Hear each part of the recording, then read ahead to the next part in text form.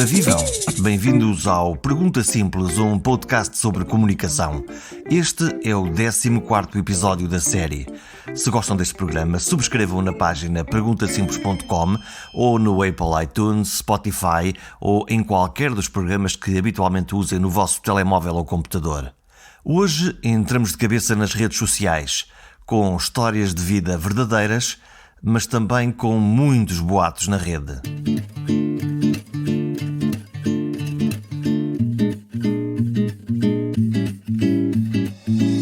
Sempre me fascinou a razão porque correm mais depressa as histórias falsas do que os factos comprovados pela ciência nas redes sociais, ou porque na aldeia o rumor e o boato do vizinho do lado se propaga como um vírus entre a comunidade.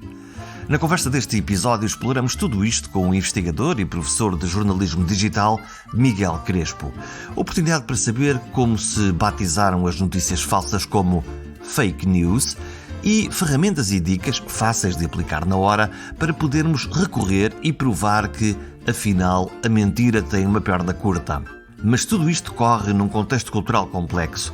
Recordo Eduardo Lourenço, que partiu por estes dias. Descrevia o nosso comportamento no labirinto da saudade assim: os portugueses não convivem entre si como uma lenda tenaz o confirma.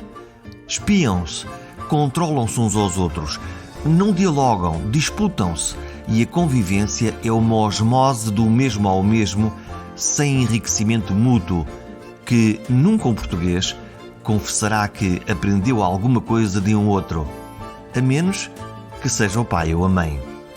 Será isto a inveja descrita por Camões? Bom mote para a conversa de hoje. É bastante interessante e a verdade é que nós temos, ainda muito antes das redes sociais e tradicionalmente, a ideia de espiar o vizinho, de controlar o vizinho, de cuscovilhar sobre a vida dos vizinhos e, portanto, é um desporto nacional, provavelmente, desde que existe Portugal. Ou, pronto, portanto, não teremos propriamente uma história da cuscovilhice em Portugal, mas é provável que isso aconteça. Obviamente que a mesma lógica passa para as redes sociais, sendo que os nossos vizinhos já não são apenas aqueles que moram na nossa rua, na nossa aldeia, na nossa vila ou que nos rodeiam fisicamente, não é? São todos aqueles que nos rodeiam na nossa vida digital e por isso mesmo é bastante natural que o mesmo se reproduza. E a grande diferença, provavelmente, é que, sendo as redes sociais um enorme megafone que amplifica tudo, aquilo que nós cuscovilhamos sobre os nossos vizinhos já não fica só entre os nossos amigos, fica para o mundo inteiro. E depois vem outra coisa que também já o Gil Vicente dizia, não é? Portanto, que é o maldizer e o escárnio e o maldizer que nós temos sobre todos os outros, porque cada um de nós português é perfeito e todos os que nos rodeiam são altamente imperfeitos. O impacto na comunicação digital deste diálogo de surdos, se calhar, é uma agressividade quase inaudita ou excessiva em relação àquilo que é o nosso diálogo comum com as pessoas, quando as encontramos na rua, quando vamos a uma loja ou a um restaurante? A verdade é que as redes sociais simulam um diálogo, mas não são um diálogo, não é? Todos nós estamos escondidos atrás de um teclado, atrás de um ecrã e, portanto, mesmo estando identificados, não estamos cara a cara. Eu não acredito que 99% das pessoas que insultam outras nas redes sociais teriam coragem de dizer isso à própria pessoa se estivessem cara a cara.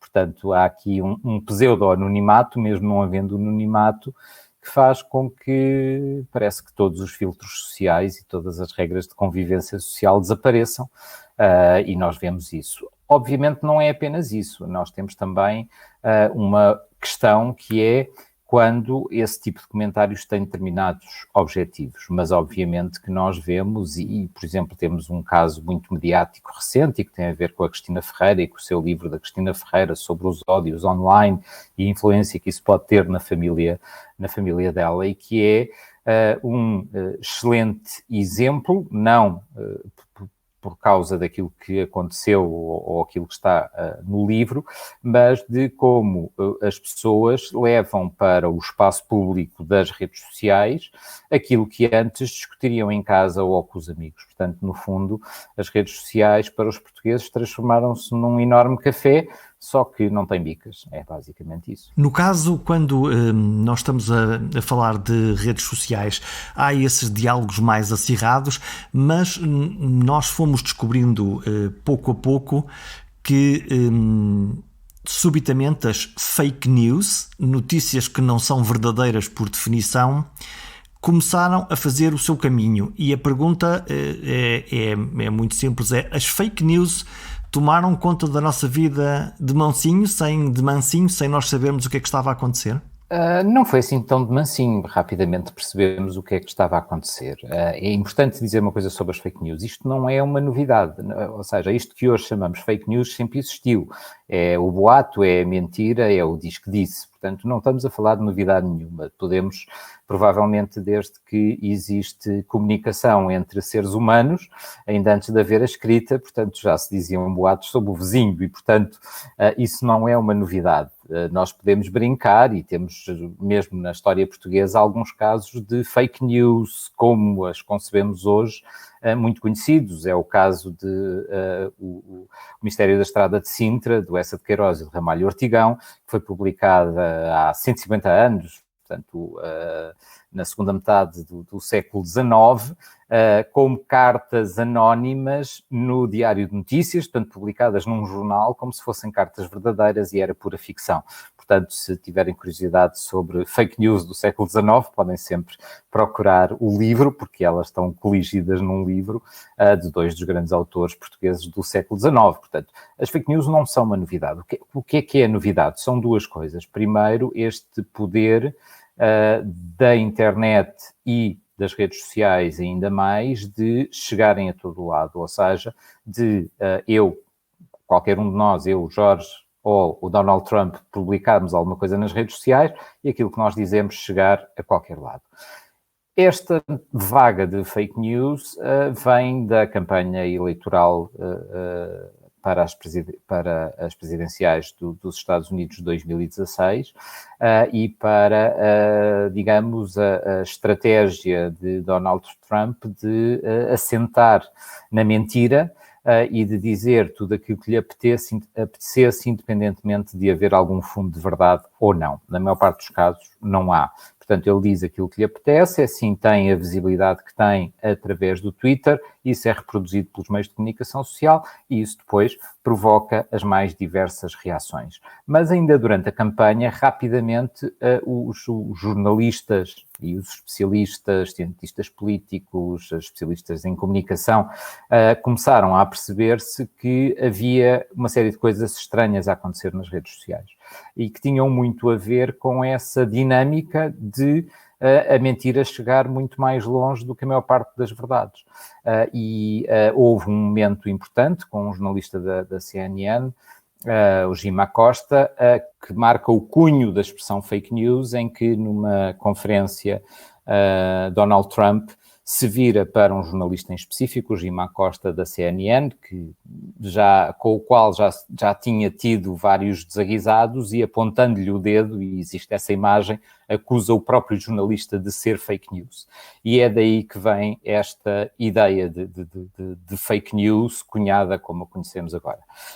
Ora bem, isto continuou durante toda a presidência Trump, que vai terminar agora em janeiro.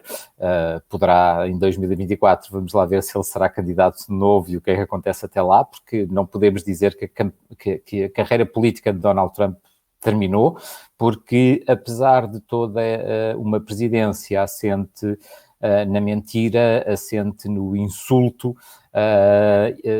transformado em algo institucional e que é uma novidade, a verdade é que ele teve, mesmo perdendo as eleições agora, teve a maior votação de sempre do Partido Republicano nos Estados Unidos e, portanto, faltam 4 anos, se calhar daqui a 4 anos ele é novamente o candidato e sabe-se lá, pode ser que daqui a 4 anos ganhe. Há quem fique muito satisfeito, há quem não fique satisfeito, mas a verdade é que marcou e isto vai ficar para a história. Portanto, estes 4 anos de presidência vão ficar para a história e vão ficar intimamente ligados a uma lógica de comunicação que não existia antes, que é uma lógica completamente desfasada da realidade, desfasada dos factos e que se transformou em fake news. Ora bem, perante este sucesso, obviamente, isto é como aqueles filmes infantis em que existem os minions espalhados pelo mundo e que vão seguindo isto tudo. Tivemos o caso de Bolsonaro no Brasil, que copia exatamente tudo aquilo que Donald Trump, é assim uma espécie de eco que vem da América do Sul. Criou-se uma escola Trump da mentira na rede.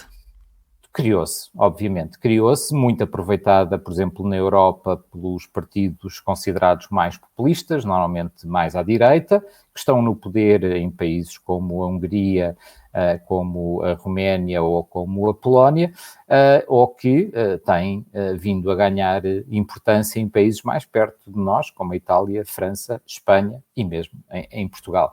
E que usam muito, digamos, esta lógica de desinformação institucional para passar as suas mensagens. E, portanto, de alguma forma, que alienam as coisas. Também tivemos no referendo britânico que levou ao Brexit, que também irá acontecer agora, também foi muito baseado na questão das mentiras e da desinformação que as instituições não souberam controlar, e isto também é uma norma que aconteceu em todo o lado. Qual é a vantagem ou qual seria a vantagem de que políticos possam usar estas ferramentas de desinformação para conseguirem, no fundo, vencer eleições, em primeiro lugar?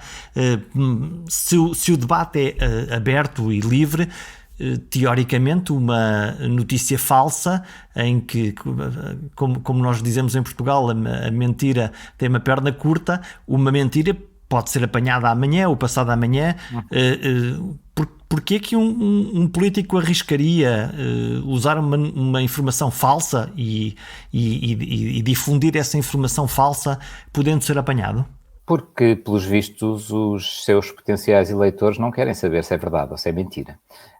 Ou seja, não é pelo facto de Donald Trump, das mentiras de Donald Trump serem facilmente verificáveis, que as pessoas deixam de acreditar neles, de que 70 milhões de americanos deixam de votar nele, e, portanto, parece-me que aqui temos um outro problema que nos ultrapassa, acho, a todos enquanto cidadãos de um qualquer país, e que é o facto de o que está em causa são alguns valores que nós considerávamos fundamentais na política, na comunicação, nas sociedades, de honestidade, de respeito pelos outros, de sermos seres sociais, e estar a nascer uma grande polarização em que, para grande parte das pessoas, não interessa se é verdade ou se é mentira, só interessa se para si próprios faz sentido. Eu pergunto muitas vezes, e já fiz esta pergunta muitas vezes, porque nós temos, mesmo em Portugal, casos de políticos que, por exemplo, foram condenados por crimes contra os cidadãos e que voltaram a ser eleitos. E eu já várias vezes perguntei a pessoas que sabia que votaram nesses políticos, como é que eles explicam lá em casa aos seus filhos que não se pode mentir ou que a mentira não nos leva a lado nenhum, quando depois votam em políticos que voltam a ser eleitos depois de se ter provado, não é de haver desconfianças, que mentiram, que enganaram e que nos roubaram. Quer dizer que nós, como cidadãos, em vez de fazer um escrutínio, de facto, assumimos que o voto é emocional e que a verdade é apenas mais um critério eleitoral? Se calhar a verdade parece ser cada vez menos um critério eleitoral. Apesar de tudo aquilo que nós vimos acontecer agora nas eleições norte-americanas, em que Donald Trump não foi reeleito, apesar de ter mais votos agora do que teve em 2016, parece que ainda há uma maioria de pessoas que acreditam no respeito, na honestidade, no trabalho, na sociedade. Mas não foi assim uma diferença tão larga como isso. E, portanto, quando vemos 70 milhões de norte-americanos a votar em alguém que provavelmente não convidariam para a sua casa, Acho que há aqui um problema, obviamente, de valores sociais extremamente relevante por trás de tudo isto. Acho que será uma coisa que os cientistas sociais terão que investigar e trabalhar ao longo destes anos e perceber como é que, de repente, o ser honesto, o dizer verdade, o não insultar outras pessoas gratuitamente e sem fundamento, passa a ser uma virtude, não é? Porque, no fundo, é isso que se está a votar. É a virtude da falsidade. Aconteceu um fenómeno já depois das eleições, quando Trump decidiu dar uma conferência de imprensa anunciando que as eleições eram uma fraude, uma mentira, que tinham sido, no fundo, manipuladas, e os canais de televisão norte-americanos, alguns deles, alguns dos mais importantes, decidiram cortar o presidente de antena, dizendo: este homem está a dizer mentiras. Como é que olha para esse fenómeno? Foi uma coisa muito bem feita? Duvido que tenha sido bem feita? Ou se calhar o homem devia falar até ao fim e depois os jornalistas fazerem a sua verificação dos factos? Houve muita discussão internacional e nacional também. Em Portugal também se discutiu muito essa questão. Como se fosse, tipo, a primeira vez na história que um responsável político ou outro qualquer estivesse a falar e a emissão lhe fosse cortada. É assim, isso acontece todos os dias. É assim, isso aconteceu 3 ou 4 dias depois do primeiro-ministro português, António Costa, estar a fazer uma comunicação ao país que demorou 1 hora e tal, e que as televisões transmitiram, tipo, os primeiros 15 minutos. Portanto, basta que a pessoa fale demais para não caber no espaço que está definido e, portanto, os canais decidem continuar a sua programação ou manter o interesse dos seus telespectadores. Sim, assim, isso sempre aconteceu em qualquer meio, ou seja, os meios de comunicação não têm nenhuma obrigação de dar tempo de antena a quem quer que seja, nem sequer ao presidente dos Estados Unidos. E, portanto, se ele não estava a dizer nada de relevante, poderiam cortá-lo a qualquer momento. É um critério editorial. Portanto, é assim, se ele quer que o seu discurso seja transmitido na íntegra, é assim, pode usar o Twitter, o YouTube, outra plataforma qualquer. É assim, o que não falta são plataformas para transmitir em direto o seu discurso. Mas, mesmo que não existissem, assim, isto é uma coisa normal, assim, todos os dias nas televisões portuguesas, para não irmos mais longe, começam-se a fazer diretos de determinadas situações, do Parlamento, de conferências de imprensa de treinadores de futebol, de quem quer que seja, e a certa altura corta-se, quando já não faz sentido o direto. Portanto, isso não tem nada de anormal. O que teve aqui de anormal foi os jornalistas, assim, cortarem e logo de imediato dizerem: cortamos por este motivo. E, no caso, o motivo era, mais uma vez, ele estar a dizer um chorrilho de mentiras sem nenhuma sustentação. E mais, é assim, não podemos esquecer que para os norte-americanos e o mundo, apesar de Donald Trump continuar a olhar para os Estados Unidos dessa forma, os Estados Unidos são o exemplo da democracia para o mundo, de uma democracia recente, contemporânea. E ter um presidente a dizer: afinal isto é tudo uma mentira, é muito difícil de passar. Assim, ele não se estava a portar como um presidente. Não é que em muitas outras situações já não o tivesse feito, mas ele estava-se a comportar como aquele menino, não é? Que vai jogar, que é o dono da bola, que vai ter com os outros e dizer: vamos jogar a bola, mas só jogamos se vocês não deixarem ganhar, porque se eu perder eu pego na bola e vou para casa. E, portanto, literalmente é isso que ele está a fazer. Ele foi a jogo e depois do jogo, como não ganhou, está a pôr em causa. Portanto, é como os treinadores de bancada que dizem que a culpa é do árbitro, não é?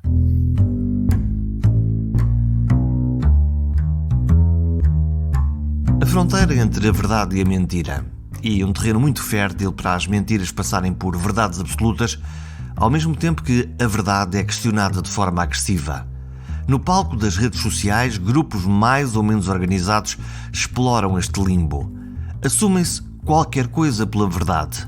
Céticos, negacionistas, manipuladores das emoções mais básicas, o cartão de visita é sempre uma autoproclamada função, repetindo até à exaustão: a verdade sou eu. Há uma explicação muito simples. É assim, se eu não estiver agarrado à verdade, eu posso fazer histórias fabulosas. A verdade limita o interesse das minhas histórias. Não é por acaso que nós, quando vamos ao cinema ou quando vamos ver televisão, normalmente escolhemos ficção e não documentários. Não é que cada um não tenha o seu espaço, mas é assim, uma história falsa tem muito mais possibilidades de ser interessante, porque eu posso fazer aquilo que quiser. Quando eu tenho que contar uma história baseada em factos, às vezes ela é mais interessante, outras vezes ela é terrivelmente aborrecida e o jornalista também tem que se esforçar para lhe dar algum interesse. e, portanto, se eu escrevo qualquer tipo de disparate e que isso tem bastante piada para quem me possa eventualmente seguir, isso obviamente chega muito mais longe do que uma história verdadeira fundamentada em factos. O Miguel fez parte de um projeto com o Senjor, com um curioso e apelativo título de Fake News Não Se Deixe Enganar. Imagino que para partilhar umas boas táticas, umas boas estratégias para cada um de nós, cidadão em sua casa, consiga ter esse filtro, como é que não nos deixamos enganar? Há algumas coisas que nós podemos fazer relativamente simples e que não é preciso nenhum conhecimento específico para isso. A primeira das coisas e a mais importante é nunca se fiquem só por um título. Não é uma frase ou uma imagem que vemos numa rede social que nos conta uma história. Isso dá-nos apenas uma indicação. E, portanto, nunca comentem ou partilhem qualquer conteúdo sem ler o conteúdo. Porque o mais provável é que estejam a ser enganados, mesmo sem que haja esse objetivo inicial de serem enganados.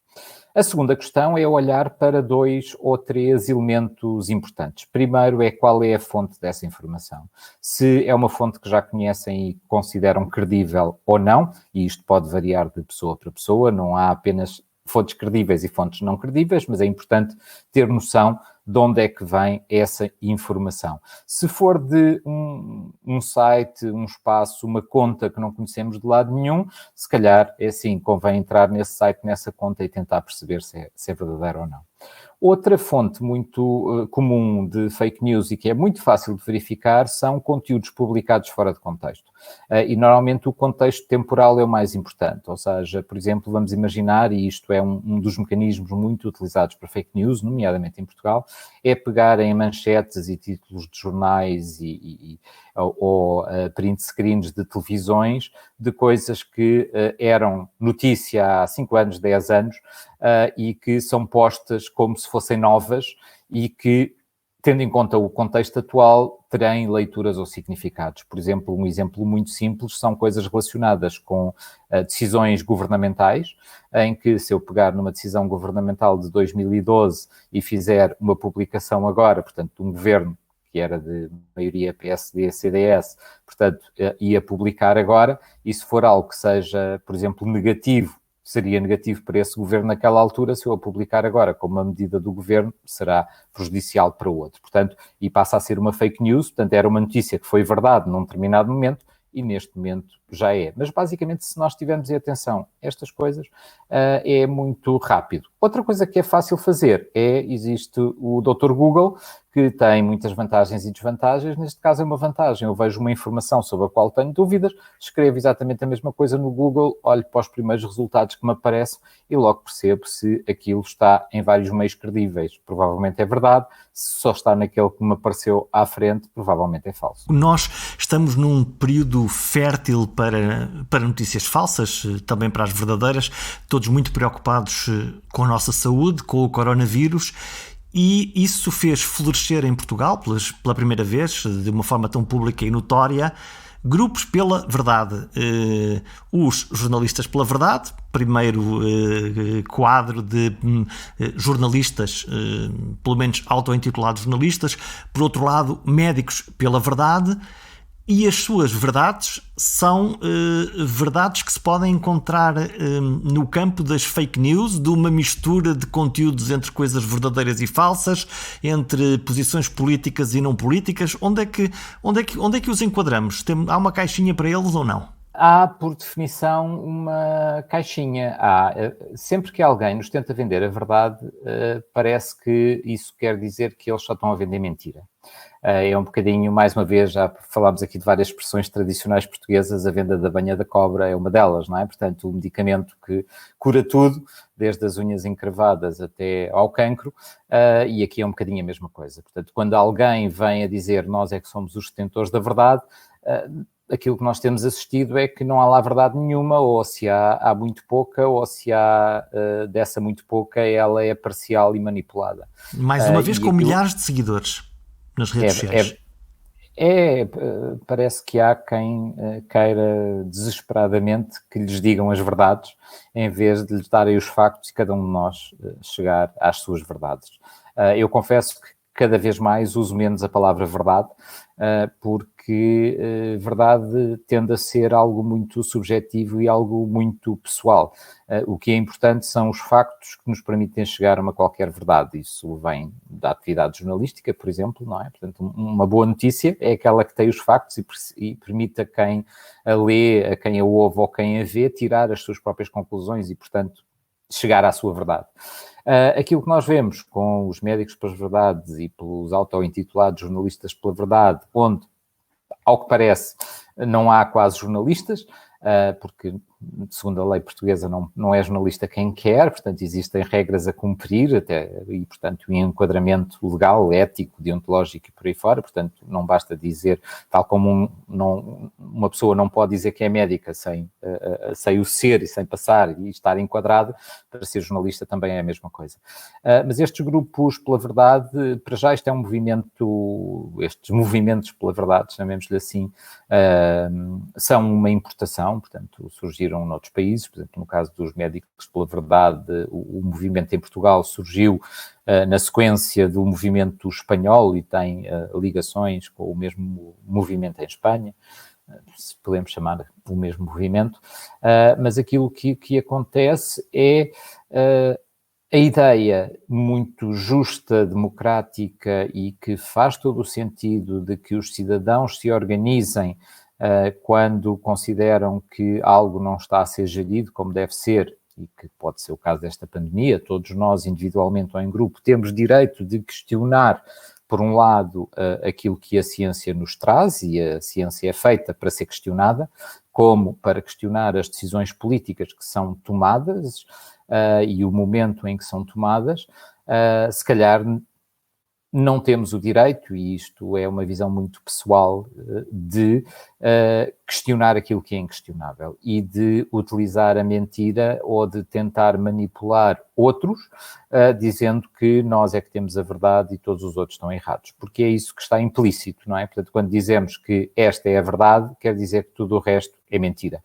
E ambas as coisas, neste caso, são mentiras. E o impacto que isto pode ter, todos conhecemos os movimentos negacionistas. Por um lado, a Covid não existe, as máscaras não servem para nada, as vacinas, qualquer coisa. Este género de mantra ganha sucessivamente adeptos, e aqui já não estamos só a falar de uma história engraçada, apesar de mentira, mas de uma história que tem um impacto na nossa vida e nas nossas decisões. Por exemplo, assumir que existe de facto um vírus e que está aí a correr lá fora e que sim, de facto, a máscara nos pode proteger. Isto tem um impacto na vida das pessoas, não tem? Tem, claro. Assim, quando se colocam dúvidas sobre algo que, neste caso, pode pôr em causa a nossa própria vida e a vida daqueles que nos rodeiam, estamos já no limite daquilo que pode ser um crime contra a sociedade, independentemente do enquadramento legal que isso possa ter. Porque, temos que ter em atenção, em Portugal, assim, eu não tenho conhecimento de nenhum caso e não vi nenhum relato de pessoas que tenham morrido devido a informações erradas sobre a atual pandemia. Mas há confirmação de pessoas que nos Estados Unidos, no Brasil ou na Índia morreram por seguirem indicações que eram completamente falsas sobre como se proteger ou como combater a pandemia e o Covid-19. Portanto, assim, estamos a falar de algo que é extremamente grave, que pode levar pessoas à morte. E, portanto, quando nós negamos os princípios básicos daquilo que é proteger-nos individualmente, protegermos os nossos entes queridos, protegermos a sociedade, estamos já, digamos, num limiar quase da loucura, permita-me utilizar a palavra. Agora, também não é novidade, mais uma vez, e assim, é sempre, eu vou voltar a repetir a expressão de as redes sociais e a internet ser um megafone. As sociedades sempre tiveram pessoas inadaptadas, pessoas que não se conseguem integrar na sociedade por vários motivos. Pode ser por doença mental, pode ser por terem uma lógica de pensamento que não se enquadra no pensamento dominante. Isso não é um problema por si só, é um problema quando isso põe em causa a própria sociedade. eu faz-me, por exemplo, em relação às medidas de prevenção que nós temos em relação à pandemia, que basicamente são poucas, a questão de pôr em causa a utilização da máscara, parece-me que tem aqui duas vertentes. Uma é, por um lado, o desconhecimento do significado de uma palavra portuguesa que eu gosto muito e que acho muito bonita e que se chama altruísmo, que é nós fazemos alguma coisa pelos outros sem esperarmos nada em troca.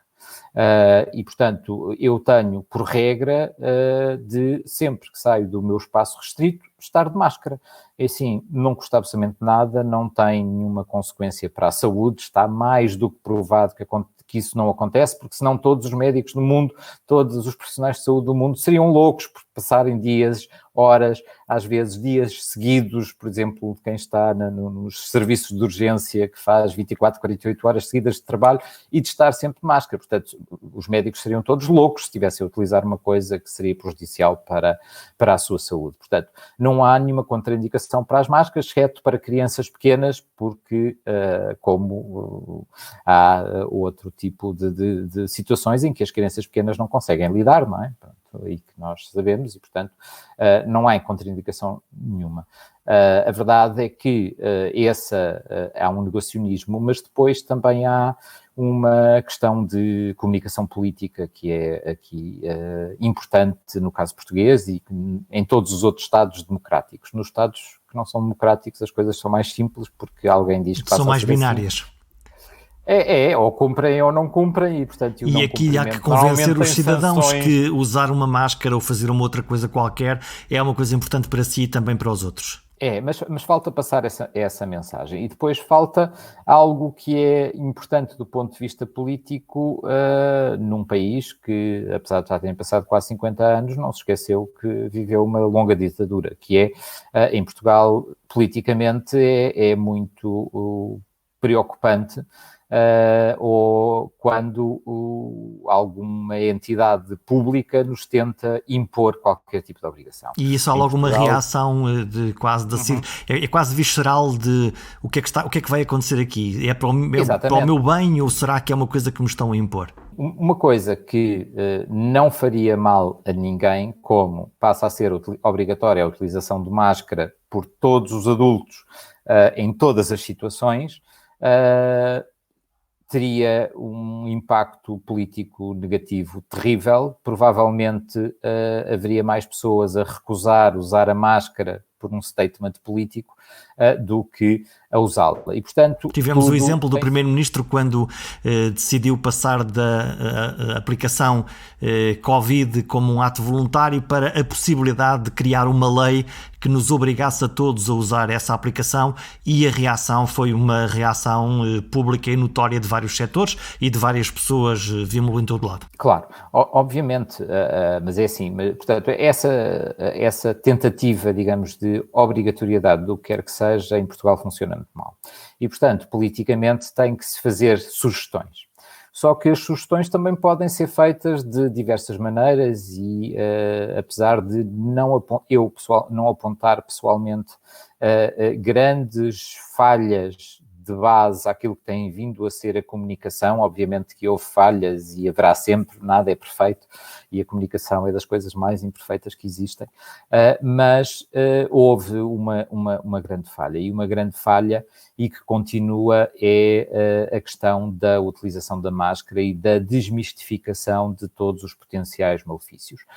O governo português deveria ter feito uma grande campanha de informação pública sobre as vantagens da utilização da máscara, sobre o porquê que devemos utilizar a máscara. Porque não é apenas... A maior parte das pessoas tem a ideia de que utiliza a máscara para se proteger a si próprio. Não é isso. Nós usamos a máscara para proteger os outros.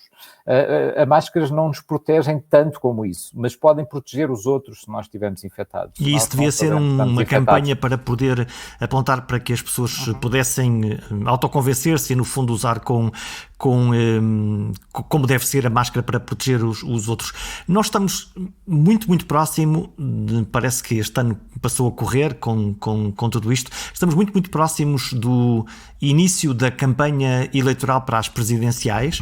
Nós, portugueses, habituados a arruadas, comícios, beijinhos e abraços, E ao que me parece, podendo enganar-me redondamente nesta previsão, esta vai ser feita muito em casa, nas redes sociais, a olhar para ecrãs, quer pelos candidatos que vão aparecer ou que são candidatos, quer nós como cidadãos para formar a nossa opinião, para depois decidir no dia de votar.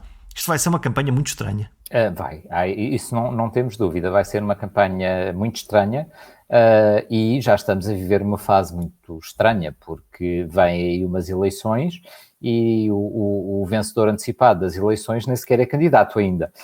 E, portanto, assim, nós vamos ter uma campanha, umas eleições particularmente estranhas. Quer dizer, seguindo a tradição da atual democracia portuguesa, o incumbente, o presidente incumbente, tem sempre, basicamente, a reeleição garantida, a não ser que acontecesse alguma coisa de muito anormal. Sempre assim foi até agora. Exatamente, e portanto não é com o caso de Marcelo Rebelo de Sousa que nos parece que vai acontecer o seguinte, ou seja, Marcelo decidindo recandidatar-se, acho que a dúvida não existe em ninguém, e muito menos no próprio, falta apenas o timing de anunciar, isto é, digamos, uma eleição para contar baionetas, digamos, para outros partidos, outros candidatos terem a sua visibilidade e ocuparem ou não o seu espaço. E ocupar esse espaço implica ser mais agressivo nas redes sociais, dado que não há esse convívio mais particular, esses comícios, essas arruadas, esses discursos. Pode haver a tentação de que o discurso nas redes se torne mais agressivo por parte dos outros candidatos que não o incumbente? Sim, principalmente dois dos candidatos, que são aqueles que à partida parecem que possam ocupar, digamos, os lugares do pódio, portanto, os primeiros dos perdedores, obviamente, e que já são tradicionalmente aqueles que são mais presentes e polémicos nas redes sociais, portanto, estamos a falar de Ana Gomes e André Ventura, que já estão bastante destacados na presença nas redes sociais neste momento, portanto, no início do mês de dezembro, são aqueles que já se destacam em termos de presença, e é também interessante, e analisando alguns dados e como é que as coisas funcionam, que são aqueles que mais se cruzam, ou seja, em que há mais referências cruzadas aos dois.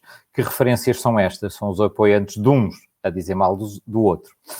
E, portanto, há isso. Depois temos Marisa Matias, candidata do Bloco de Esquerda, que é provavelmente uma das políticas portuguesas, homem ou mulher, portanto não é aqui uma questão de género, mas uma das presenças mais constantes, regulares nas redes sociais. O seu trabalho nas redes sociais enquanto deputada do Parlamento Europeu é notável há muitos anos e é até caso de estudo por tudo aquilo que tem desenvolvido. Isso permite, aliás, olhando para os eurodeputados portugueses, e não só os internacionais, mas os portugueses fazem muito isso, e os eurodeputados permitem, de todas as forças políticas de esquerda à direita, estão sempre permanentemente a partilhar o que é que estão a fazer, o que é que pensam, como é que votaram, e até ter uma coisa que nós não temos na Assembleia da República, pelo menos de forma direta, é possível procurar um eurodeputado português na página do Parlamento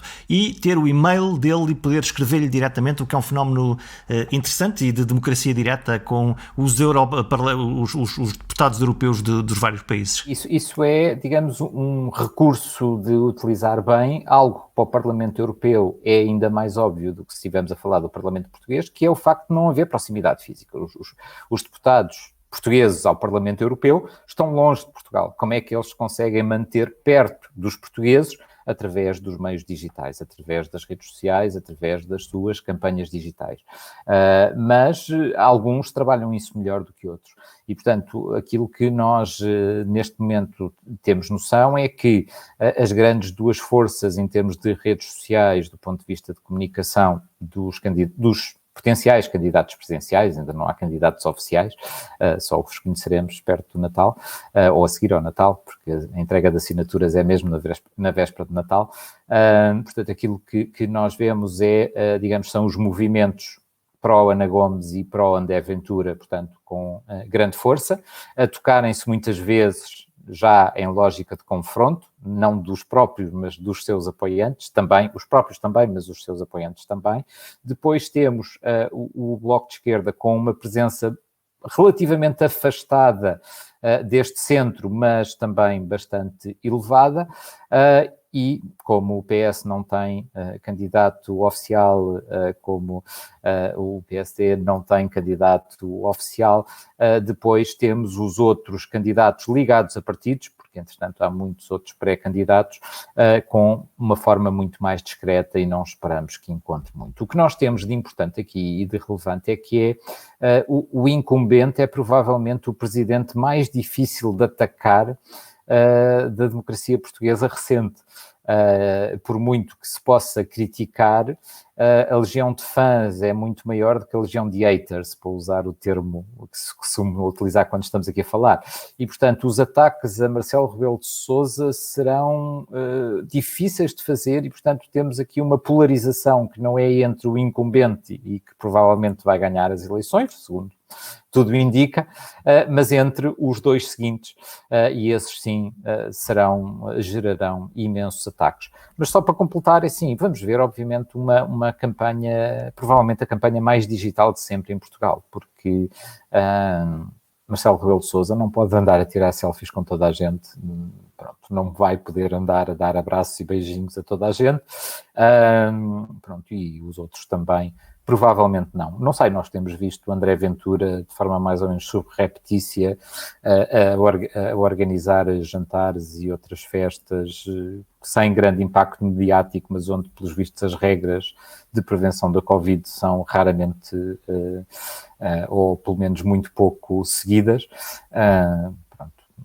Provavelmente naquele partido ou naquele quadrante político o vírus é menos ativo que nos outros, não sei, será provavelmente essa a visão. Nós tínhamos um jornalismo clássico nos jornais, tendencialmente, íamos comprar o jornal na banca das notícias, ouvir a rádio, ver televisão, e subitamente as notícias passaram para o nosso computador, passaram para o digital. Todavia, a remuneração dessas notícias ou o entendimento público que as notícias são uma coisa gratuita fazem com que o negócio dos mídia, dos jornais, esteja progressivamente em causa. A publicidade aparentemente ficou nos distribuidores, ficou nos Googles desta vida e não drenou para os nossos jornais de sempre, para os nossos provedores de conteúdos de sempre, com essa ideia quase de que não vale a pena pagar porque no fundo as notícias acabam sempre por aparecer. Isto é um risco para o negócio do jornalismo ou é a vida e assim vai acontecer? É as duas coisas, é um risco, mas é a vida e assim vai acontecer.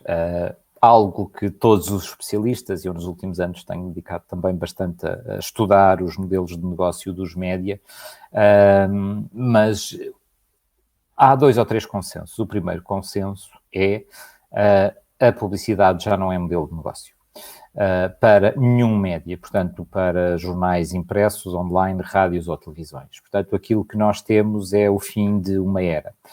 Continuará a haver publicidade, continuará a haver formas de patrocínio e há muitas novas formas de patrocínio no digital, todas as lógicas de conteúdos patrocinados que têm diversas variações, mas isso não chega. Portanto, os média, e eu falo muitas vezes nisso, estão numa grande revolução do negócio, porque o negócio, desde que o Sr. Gutenberg imprimiu uma Bíblia e a vendeu em massa e começou a distribuí-la, o negócio dos médias sempre foi o mesmo. Ou eu tenho um produto impresso que eu vendo ao meu consumidor final, ou eu tenho alguém que paga espaço ou tempo no meu média para chegar a esse consumidor final. Portanto, publicidade ou venda.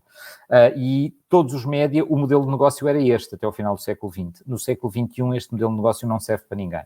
Ou seja, ainda podemos fazer um bocadinho das duas coisas, mas não chega. E, portanto, é preciso procurar novos formatos de receita. Portanto, nós estamos nitidamente a passar pelo fim de uma era no ponto de vista de financiamento. Esperar que a publicidade que passou para as grandes plataformas, para o Facebook, para o Google, convém lembrar que estas duas plataformas sozinhas gerem mais de 50% da publicidade mundial. Portanto, essa publicidade há 20 anos estava nos média, em grande parte, portanto, e ela não vai voltar. Portanto, não vale a pena estar à espera que esse seja o modelo. Que soluções é que temos? Temos várias soluções. Um pouco pelo mundo inteiro nós temos visto o jornalismo alterar-se um pouco e a tornar-se rentáveis em formas diferentes. Obviamente não é sempre reproduzível para outras realidades, e os exemplos que eu vou dar não são reproduzíveis na realidade portuguesa, que é, por exemplo, o caso do New York Times nos Estados Unidos ou do Guardian em Inglaterra, que se tornaram projetos rentáveis com base em assinaturas e com base em membros. Portanto, uma lógica que vai além da própria assinatura, mas de sermos membros de algo. Somos parte do clube desses Sim, jornais. tal como somos sócios de clubes desportivos. É exatamente a mesma lógica, não é? Pronto. Com a diferença que quando somos membros de um jornal temos outras vantagens além do prazer de vestir o emblema.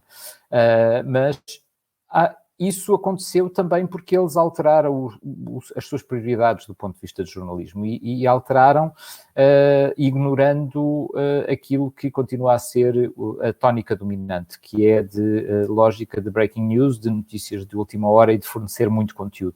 O que é que tanto o Guardian como o New York Times têm estado a fazer nos últimos anos e que é a consequência de uma estratégia que não nasceu ontem. É publicarem cada vez menos conteúdo, mas mais conteúdo aprofundado. E, portanto, a mais-valia é terem conteúdo diferente, em vez de terem muito conteúdo. Por exemplo, em Portugal, parece que ainda ninguém percebeu isso e a grande preocupação é publicar 300 ou 400 notícias por dia, que são todas iguais. Agora, qual é o problema aí? Sim, para a generalidade das pessoas, publicar uma notícia agora ou daqui a 5 minutos é irrelevante. Para os leitores é irrelevante, tirando meia dúzia de coisas ao longo do dia. E, portanto, apostar todos os recursos na rapidez, em vez de apostar na diferença e na qualidade, parece cada vez mais ser a estratégia errada. E estes jornais o que fizeram foi, ao invés de nos dar o último resultado ou acabou de acontecer, deram-nos explicação para aquilo que está a acontecer ao mundo e boas histórias que enquadram e que juntam precisamente esse contexto e o saber desses repórteres. Pergunto se isto era possível fazer num país como Portugal, onde os jornalistas séniores sucessivamente abandonam as redações, sendo substituídos por jornalistas mais jovens e que provavelmente no início da sua carreira não conseguiriam fazer peças com esse fôlego. Bem, começando pelo fim, assim, este abandono precoce da profissão, ou seja, de os jornalistas normalmente não ficarem até à idade da reforma na profissão, não é uma novidade em Portugal. Eu aqui há uns anos fiz um estudo desde 1987, portanto de 30 anos de jornalismo em Portugal, desde que o professor Paquete Oliveira fez o primeiro estudo sociológico sobre o jornalismo em Portugal, e juntando os dados de todos os estudos feitos ao longo desse tempo, aquilo que nós vemos é que o jornalismo sempre foi uma profissão de abandono precoce. Ou seja, as redações em 1987 não tinham mais jornalistas séniores do que têm hoje. Temos, digamos, essa ideia de saem muitas pessoas antes da idade da reforma, e saem, é verdade, mas sempre saíram. E de que as redações têm demasiados estagiários, não têm assim tantos mais do que tinham em 1987, e ao longo destes 30 e tal anos houve algumas variações, mas não foi assim nada tão radical. A verdade é que a grande parte dos profissionais nas redações são profissionais muito experientes, com mais de 10 anos de experiência, portanto, seriam capazes de fazer trabalhos como estes meios. É uma questão de gerir recursos, é sempre a mesma questão. É possível fazer um excelente trabalho com 2 pessoas, como eu já fiz no passado e ganhei prémios de jornalismo com equipas de 2 pessoas, como é possível fazer com equipas de 100. Agora, tem que se decidir onde é que se vai apostar e onde é que queremos pôr os recursos que temos, porque os recursos são sempre limitados. A desculpa de não termos recursos não existe. Os recursos são sempre limitados e, portanto, é uma questão de optar. Mas eu quero só contar uma história muito simples que eu li há poucas semanas no The Guardian e que é o exemplo maravilhoso, que é as coisas que não podemos ler em mais lado nenhum e as coisas maravilhosas que o jornalismo nos traz, e que é uma história tão simples como numa cidade qualquer remota da Rússia, tinha que haver umas eleições, portanto era a altura de haver eleições locais, e o presidente da Câmara dessa cidade, que era o presidente há 30 ou 40 anos, desta vez não tinha adversários, mas era preciso fazer as eleições. E então ele convenceu uma empregada de limpeza da Câmara a candidatar-se para ter um adversário e ganhar. O que aconteceu? A empregada da Câmara ganhou. Portanto, isto é jornalismo, isto são as histórias que estes meios internacionais nos trazem. Agora é assim, não há histórias destas em Portugal. Obviamente que há histórias destas em Portugal. É possível fazer bom jornalismo com recursos limitados, obviamente que é possível fazer. Agora é assim, é preciso tomar decisões e é preciso discutir qual é o caminho. E é preciso ter outra coisa, uma noção importante, que é a ideia de que as pessoas, os cidadãos em geral estão dispostos a pagar pelo jornalismo, nunca aconteceu e nunca irá acontecer. O jornalismo, só uma minoria é que está realmente interessado no jornalismo enquanto tal, em pagar pelo jornalismo. Se em Portugal tivéssemos 15% dos adultos dispostos a pagar por jornalismo, nós teríamos os meios mais ricos do mundo. Para ficarmos a refletir sobre a importância das notícias para uma cidadania plena numa democracia como a nossa. Afinal, os médias são o palco gigante onde todos falamos com todos sobre os factos, os grandes problemas e as discussões públicas que contam. Por falar nisso, junte-se à comunidade do Pergunta Simples no site, no Apple iTunes ou no Spotify e, claro, na rede de podcasts da RTP Antena 1. Deixem um comentário e partilhem com os vossos amigos. Não fiquem de fora.